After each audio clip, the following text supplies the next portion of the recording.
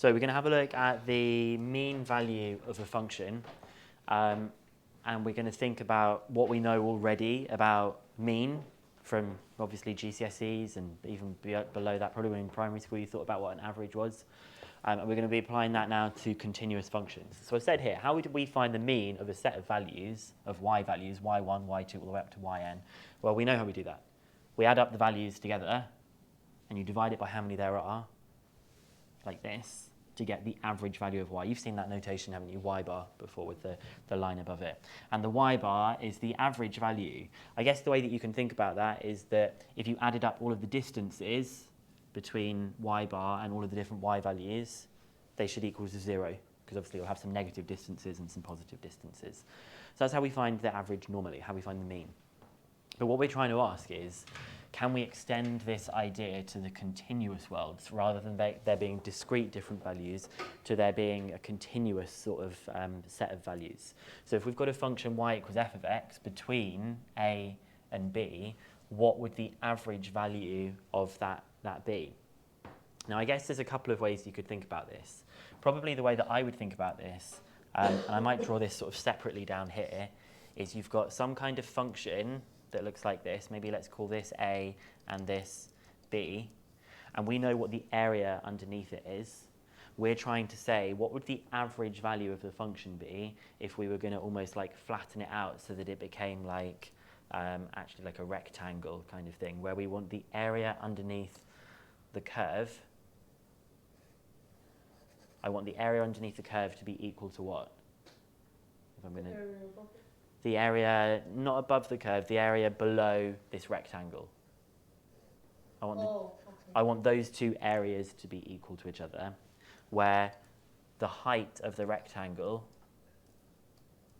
would be the average of the function.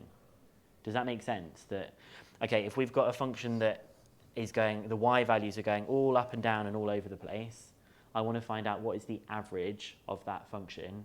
In other words, I want to be able to find out where should I put the average value of y so that the areas are equal to each other. In other words, so that I don't really know how to explain this in a way that's... Because it goes all the way, you also include that bit. Well, we're actually just looking at it between two fixed values that you might have here. So I guess, really, the area underneath the curve is the integral of f of x with respect to x. And we want that equal to... And we want that to be equal to the rectangle. Now, the rectangle would be, if this is a and this is b, the rectangle would be b minus a times by y bar. So y bar is equal to the integral of f of x divided by b minus a, which is what we've got up here. So I've kind of thought about it a little bit as areas, but I guess the way they've thought about it here is we've said that integration can be thought of as the continuous version of the summation of the y values. So instead of adding up all of the discrete y values, what we're actually doing is finding the area underneath this whole thing. We're finding out what's the total area, like inside this bit that we've got like that. But by dividing it by b minus a, we find out what the height here should be. Because the area of this rectangle, which I'll do say, in a sort of red colour, the area of the red rectangle is b minus a multiplied by y bar, and I want the area of that rectangle to be equal to the area underneath the curve. Because y bar is just the average value, is the height of the rectangle. That's not the function. Y bar is the average height. We're trying to say, like, there's a curve that's going all wobbly, and we want to say, what's the average height of the curve? And the way that we do the average height of the curve is we think, well, the average height of the curve is going to be equal to the height of the rectangle if it were a rectangle. If we were to take that area and take these little bits above here, should be equal to these little bits below here, shouldn't they? They should be exactly equal to it. It's like we're taking the area, I imagine it almost like it's like waves in water, and it's when it settles, like how high will it be? If you imagine it being like a tank filled with water sloshing around, if you stopped that water sloshing around, what would the level of the water be? What would the average level of it be? And this is just like a tiny little extra question that I think they'll throw in as like a part B of a question or a part A of a question. What is the mean value of a particular thing?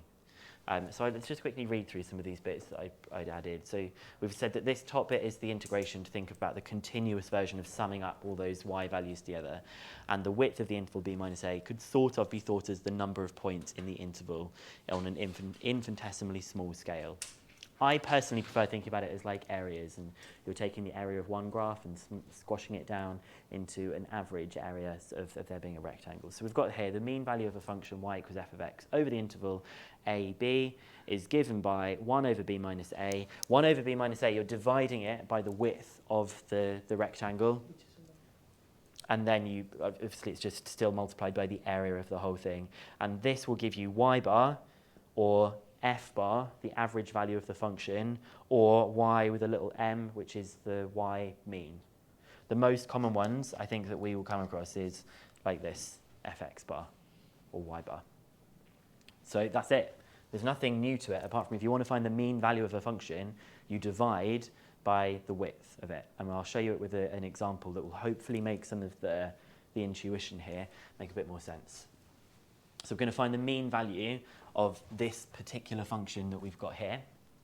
And the interval is between 2 and 6. So I'm going to just show you what that looks like on Desmos. This is the function 4 over the square root of 2 plus 3x between 2 and 6. So you can see it's kind of sloping downwards somewhere. And we're going to try and say, imagine the area underneath this curve. Imagine that the whole area kind of like flattened out. It looks like that would be roughly what the average value of the function should be. So I need to do what, first of all, on here?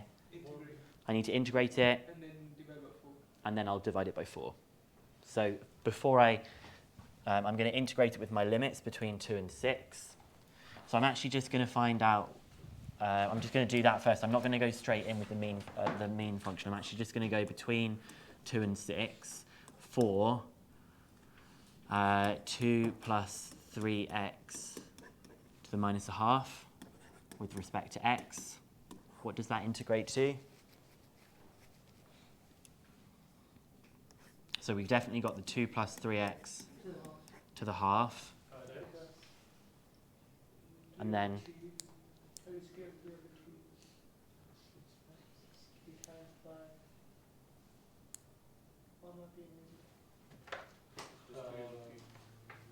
No, because that gives you 3 over 2. 2 over 3. 3 over 2 4. Does that do what we want? Yeah. Fully?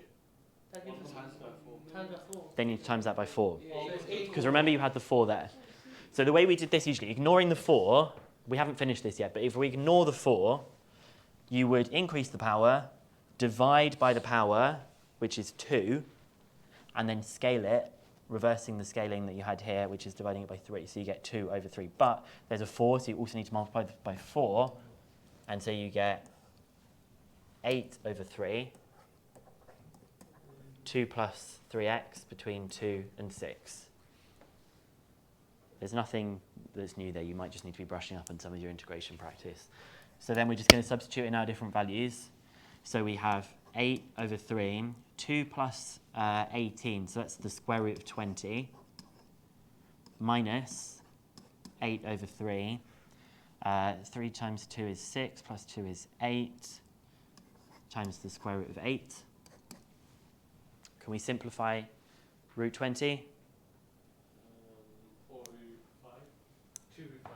2 root 5. And the other one is 2 root So this is 2 root 5 times 8 over 3, 2. which is this. And this is 2 root 2, Yeah. which is this. So I guess I've got 16 over 3, root 5, minus root 2. So now my mean value of f of x would just be 1 over 4. And this is because this is your 1 over b minus a, which is 1 over 6 minus 2, times by 16 over 3, root 5 minus root 2. And our mean value, therefore, is 4 over 3, root 5 minus root 2.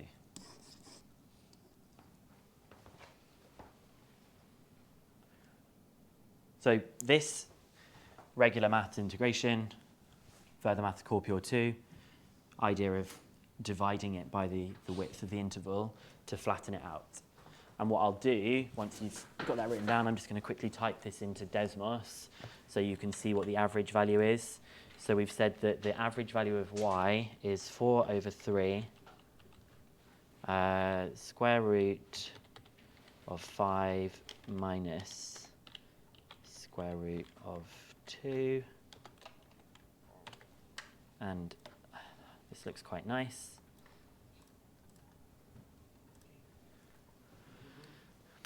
So if you have a look at what we've drawn on the graph here, the blue line is imagining what that function would behave like if it was completely flattened out. If the area under the black line was averaged out, you would get that the height of that function, on average, is this blue line that you've got here. And you can see why this kind of thing might be useful, because as mathematicians, we're interested in what's the average behavior or something, or what's the typical behavior that something might be. Like over time, I'm not bothered if it's up, down, or I just want to know, like, on average, what does that function produce? You know, you might not be interested in how much something is doing at a particular time, but you are interested in over a certain amount of time what its average output might be or something like that. So you can always check if you want to. You could quickly do a sketch of it on your graphics calculators, and you should see that your average value has got to be somewhere in between that value there and that value that we've got here. Okay, I think we probably have enough time to do this. I think I might ask you to do... No, let's do this. Should we do this together and then we're just done on this whole topic? And then you can just do a bit of practice. Okay, so the second one that we've got is going to take a bit more work, just because the integration's slightly longer. So we've got a different function, and it wants us to find the mean value on the interval ln2 to lnx, is that thing that we've got there. Then in part B, it says use your answer to part A to find the mean value of f of x plus 4. What do you think would happen to the mean value if everything in the function had 4 added to it? It would increase by 4 because It would shift by yeah, it's a 4. shift by 4. So every single value is increasing by 4. So the mean value is going to increase by 4. So we've already answered part B. And it says use geometric considerations to write down the mean value of minus f of x over that interval. What do you think would happen to the average value of it if it was minus f of x? It would just become negative. It would just be the same. It would just be this mean value that we have here, but negative. Because that's how mean values behave. Even if you went back to like this thing that we looked at over here, if all of these suddenly became the opposite, they became negatives, the average would be the same, but just negative. So that's all we're going to do for that bit that we've got. But let's finish off then with a nice bit of integration then. So we're going to try and integrate this particular function that we've got here between ln2 and lnx. So we've got ln2, lnx, ln6.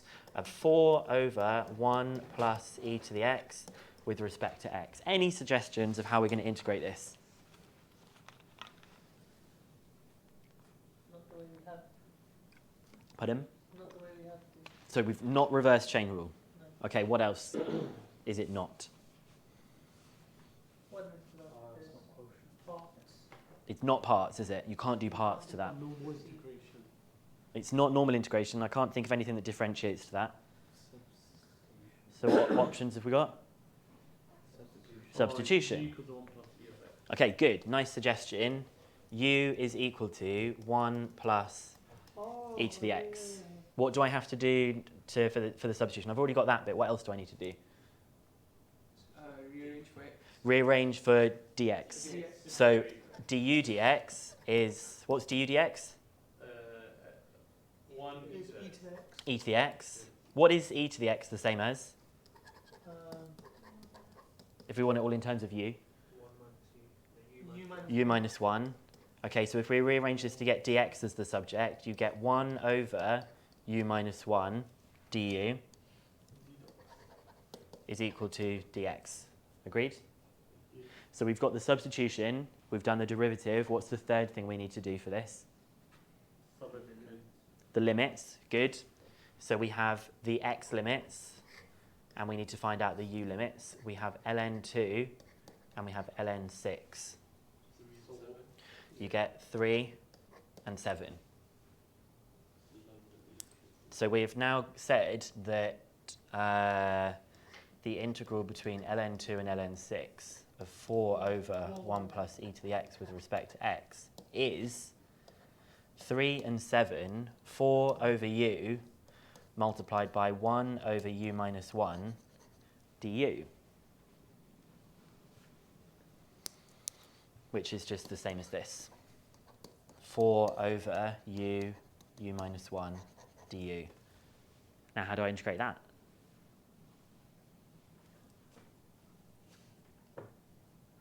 Well, what? What techniques do we have available to us for that?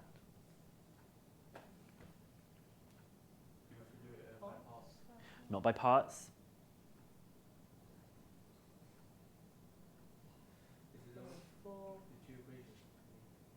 What do you mean? You split it up. What do we call that when you split it up? That's what you mean. I thought you meant that. Now we need to do partial fractions to this. Okay? So you've got 4 over u minus 1 is a over u plus b over u minus 1. Yes. Oh, yeah. So 4 is a u minus 1 plus b u. So if we let u equal 1, we get 4 equals b. Oh, yeah. What about if I make u equal 0? Minus 4 equals A. Yeah, so minus 4 is equal to a. And then use that. So now I'm going to use that over here. So I'm actually integrating between 3 and 7. I'm going to start with the positive one first, just so it's easier. I've got 4 over u minus 1 minus 4 over u du. What does this integrate to?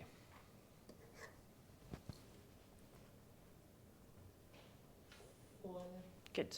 4 ln u minus 1 minus 4 ln u between 3 and 7. Yep. Okay? Okay. We're probably running out of space on the page there, but you can use the back. I think the back page, maybe there's some space, or you can use the front if you need to. I didn't realise how long this question was until I've looked at it. Can we put them together? If you want to, we can put them together, and then we'll substitute in. So shall we try and skip a couple of stages here? If we put 7 in, we've got 4 ln, yeah, let's put them together already. Okay, so we've got 4 ln u minus 1 over u between 7 and 3. So when we put 7 in, 6 over 7. so you've got 4 ln 6 over 7, And then we take away 4 4 and then 2 over 3. 4 ln 2 over 3, And then which we is divide them in the 4 ln of 6 over 7 divided by 2 over 3, which is 18 over 14 or 9 over 7. 4 ln 9 over 7.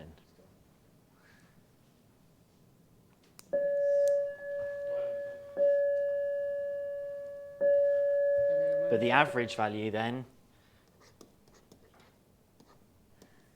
would be 1 over ln 6 minus ln 2 multiplied by 4 ln 9 over 7. Why have I got 1 over ln 6 minus ln 2? Difference between And what is ln 6 minus ln 2?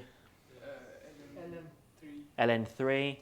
And if you look at what they asked us to do, they wanted it to just be 4 ln 9 over 7 over ln 3, which is 4 ln 9 over 7 over ln of 9. Oh, ln of 9, ln of 3. Very quickly, part B, we just talked about this. It would be this plus 4. So it's 4 ln 9 over 7 over ln 3 plus 4. And for part C, it would just be minus 4 ln 9 over 7 over ln 3. I'm sorry that I didn't give you enough space to be able to write that down. I will set you on Padlet a few questions from both of those exercises, and we'll do some of the harder questions on this in the lesson, and then we'll be moving on. Like this kind of stuff with integration, you need to be ready to go, because I'm telling you how hard integration is going to be in this further maths bit. It's just like you need to look at it and be like, oh, it's partial fractions. Oh, I'll try this. Oh, I'll try that. Okay? Good. I'm pleased we went pretty fast through that. Well done.